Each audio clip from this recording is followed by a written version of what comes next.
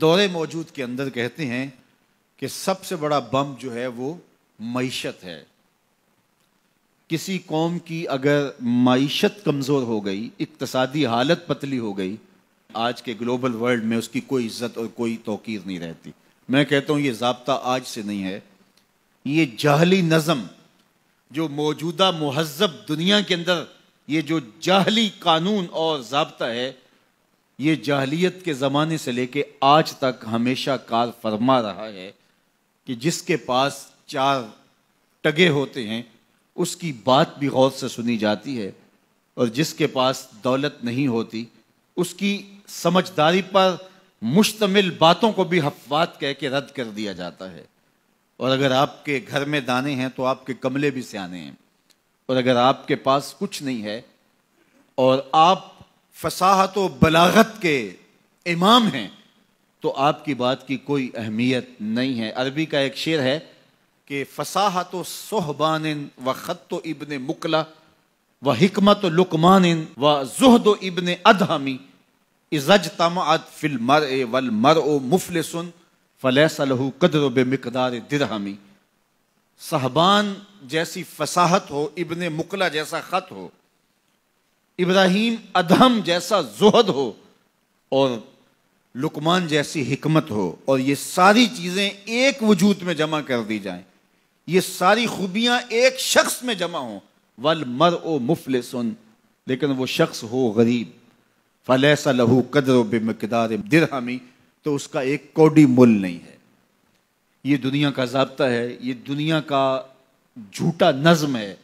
اور شروع سے آج تک یہ قانون دنیا کا اندھا قانون کار فرما ہے۔ تو اگر آپ کے پاس دولت نہیں ہے، آپ کی معیشت مضبوط نہیں ہے، آپ اقتصادی حالت کمزور رکھتے ہیں، تو پھر نہ آپ کی بات سنی جائے گی اور نہ آپ کی کوئی توقیر ہوگی۔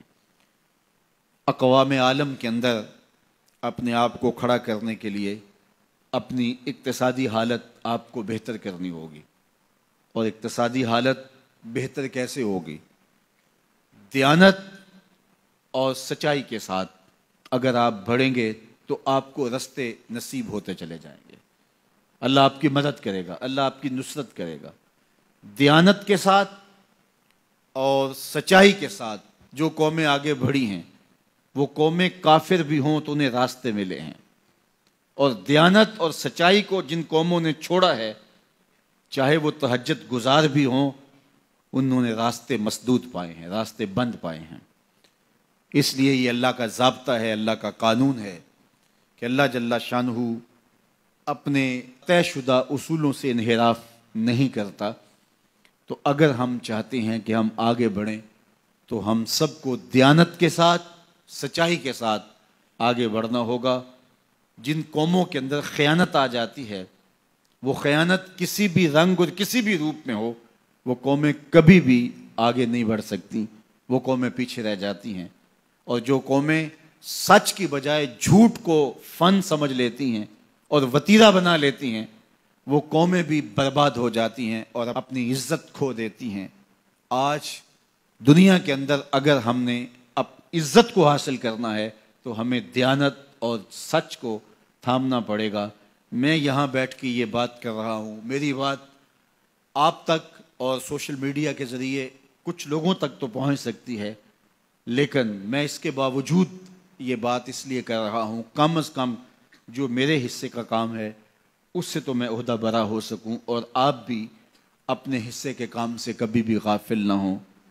آج ایک مزدور جو 8 گھنٹے کام کرتا ہے، اس کے سر پہ مالک کھڑا نہ ہو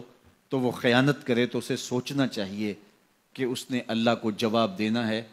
اور اس کی کمائی میں کبھی بھی برکت نہیں ہو سکتی۔ تو جو جہاں کھڑا ہے، چاہے وہ مزدور ہے، چاہے وہ سرمایہ دار ہے، تو اس کو خیانت اور جھوٹ کے ساتھ آگے نہیں بڑھنا ہوگا، بلکہ اس کو دیانت اور سچائی کے ساتھ آگے بڑھنا ہوگا۔